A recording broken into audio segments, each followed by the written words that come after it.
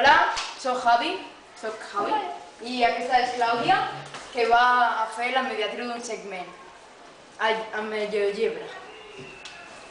Primer tracem dos punts, a l'A i al B. Els unim i calculem la distància del segment.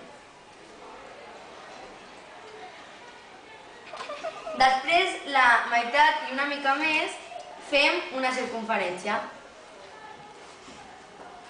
de 5,08 seria 2, 3.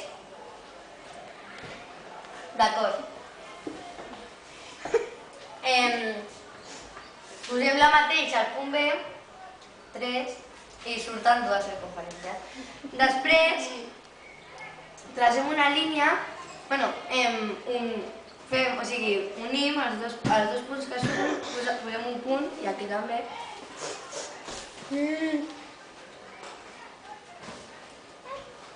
I tracem una línia que passa per al mig, que se'n diu mediatriu.